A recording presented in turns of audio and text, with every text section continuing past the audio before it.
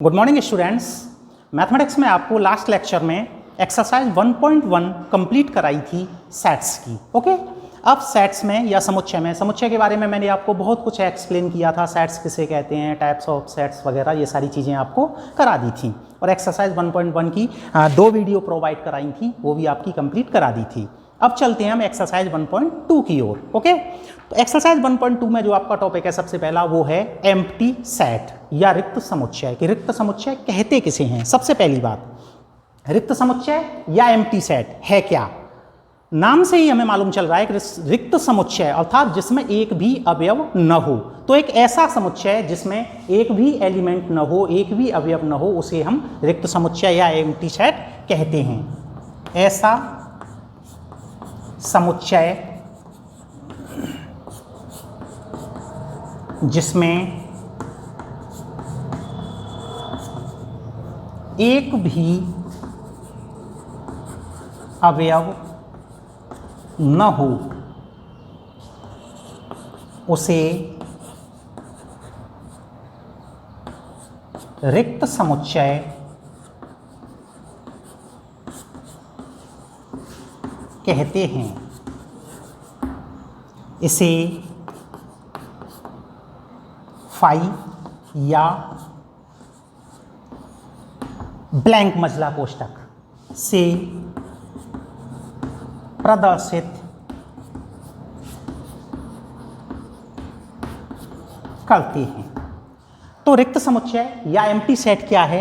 एक ऐसा समुच्चय जिसमें एक भी अवयव न हो, उसे हम रिक्त समुच्चय या इसे शून्य समुच्चय भी कह देते हैं। ओके, रिक्त समुच्चय को शून्य समुच्चय भी कह देते हैं, उसे रिक्त समुच्चय कहते हैं। इसे फाई या ब्लैंक मजला कोष्ठक ओके से प्रदर्शित करते हैं।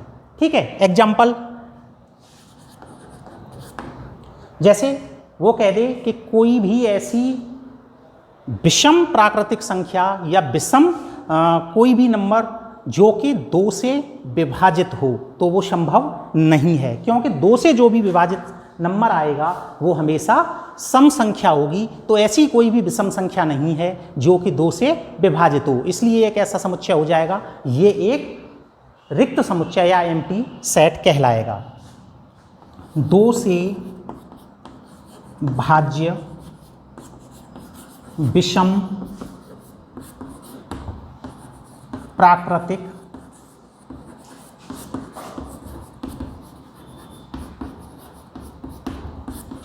संख्याओं का संग्रह। 2 से भाज्य कोई भी विषम संख्या नहीं होती है, इसलिए एक ऐसा होगा नल सेट होगा या रिक्त समुच्चय होगा। Okay, note down. अगला टॉपिक है इसमें आपका जो है परिमित समुच्चय या फाइनाइट सेट। सबसे पहली बात, परिमित समुच्चय कहते किसे हैं। एक ऐसा समुच्चय जिसमें अवयवों की संख्या निश्चित हो, उसे हम परिमित समुच्चय कहते हैं। जिन अवयवों की संख्या को हम काउंट कर सकें, उसे हम परिमित समुच्चय या फाइनाइट सेट कहते हैं। ऐसा समुच्चय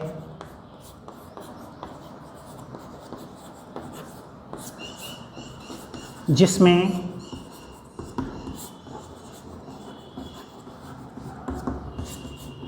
अवयवों की संख्या निश्चित हो,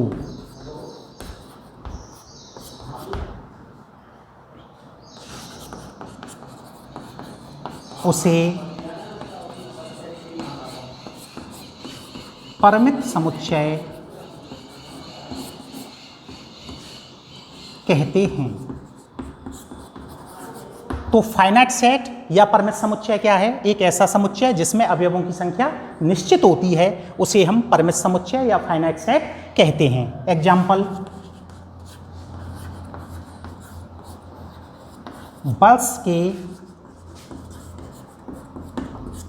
महीनों का समुच्चय। जैसे वर्ष के महीनों का समुच्चय, तो एक वर्ष में 12 मंथ होते हैं या 12 महीने होते हैं। ये एक निश्चित संख्या है, इसलिए ये समुच्चय कैसा कहलाएगा, एक परिमित समुच्चय कहलाएगा। या हम कह दें 10 से छोटी प्राकृतिक संख्याओं का समुच्चय, तो 10 से छोटी प्राकृतिक संख्या कौन सी होती है? 1 2 3 4 5 6 7 8 9, 1 से 9 तक की जो संख्या हैं वो कैसी हैं? हमारी काउंटेबल हैं, निश्चित हैं, इसलिए वो भी हमारा फाइनाइट सेट हुआ। इसी का जो अगला टॉपिक है वो है आपका अपरिमित समुच्चय।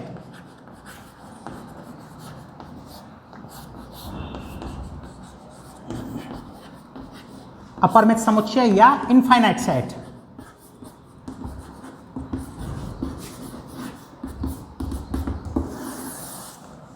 इनफाइनाइट सेट आपका क्या होता है? अपरिमित समुच्चय या इनफाइनाइट सेट एक ऐसा समुच्चय जिसमें अवयवों की संख्या निश्चित न हो, अनकाउंटेबल हो, जो चलती रहे, जिसे हम निश्चित रूप से न बता सकें कि इसमें इतने अवयव हैं, वो हमारा अपरिमित समुच्चय या इनफाइनाइट सेट कहलाता है। जैसे ऐसा समुच्चय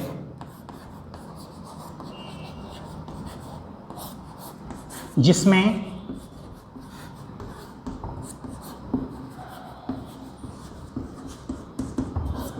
अवयवों की संख्या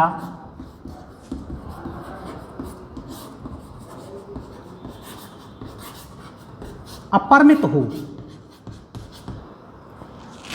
उसे इनफाइनाइट सेट या अपरिमित समुच्चय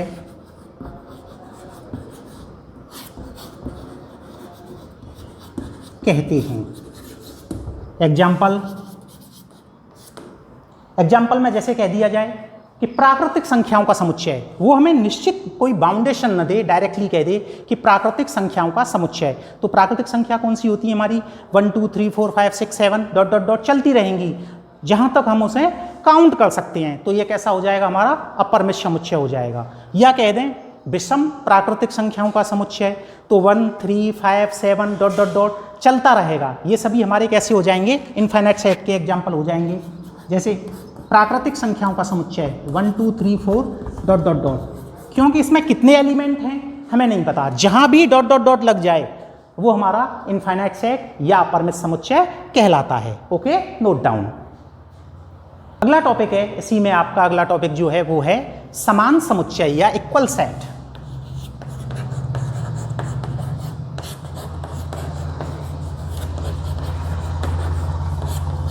समान समुच्चय,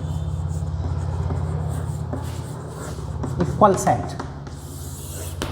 समान समुच्चय या इक्वल सेट किसे कहते हैं?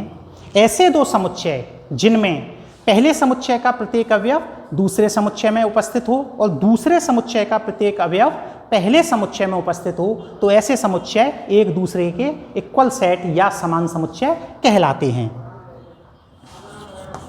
दो समुच्चय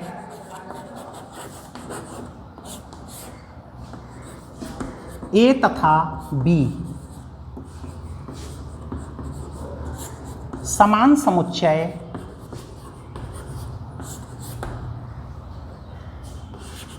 कहलाते हैं यदि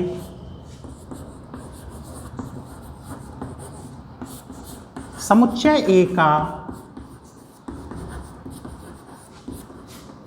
प्रत्येक अवयव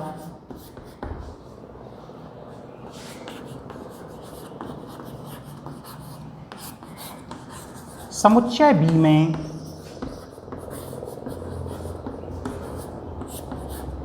उपस्थित हो तथा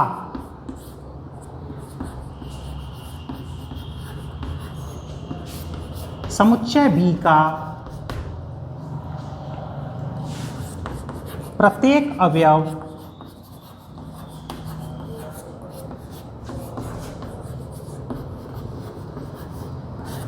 समुच्चय ए में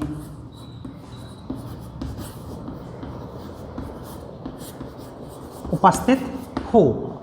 तो इक्वल सेट या समान समुच्चय कौन से समुच्चय होते हैं? दो समुच्चय ए तथा बी समान समुच्चय कहलाते हैं यदि समुच्चय ए का प्रत्येक अवयव समुच्चय बी में उपस्थित हो तथा समुच्चय बी का प्रत्येक अवयव समुच्चय ए में उपस्थित हो। इसे ए इक्वल बी से प्रदर्शित करते हैं। एग्जाम्पल, सपोज दैट ए कोई मैट्रिक्स है हमारा 1 2 3 4 5 और बी कोई मैट्रिक्स है हमारा 5 3 2 1 4। तो यहाँ हम देख रहे हैं ए के सारे एलिमेंट बी में प्रेजेंट हैं और बी के सारे एलिमेंट ए में प्रेजेंट हैं। 1 2 3 4 5 1 2 3 4 5 सारे एलिमेंट लाई कर रहे हैं एक दूसरे में, एक भी एक्स्ट्रा एलिमेंट नहीं है, इसलिए ये कैसे होंगे ए इक्वल बी, समान समुच्चय का एग्जाम्पल होगा। ओके, आई होप आपकी समझ में बहुत अच्छे से आया होगा। फिर भी अगर आपकी कोई भी क्वेरी है तो आप ग्रुप में सेंड करें या मेरे पर्सनल नंबर पे भी सेंड कर सकते हैं। इसे नोट करें और इससे रिलेटेड जो भी आपकी एक्सरसाइज में क्वेश्चन है उन्हें भी रीड करें। एक्सरसाइज नेक्स्ट वीडियो में आपको प्रोवाइड कराएंगे। Okay, note down. Thank you.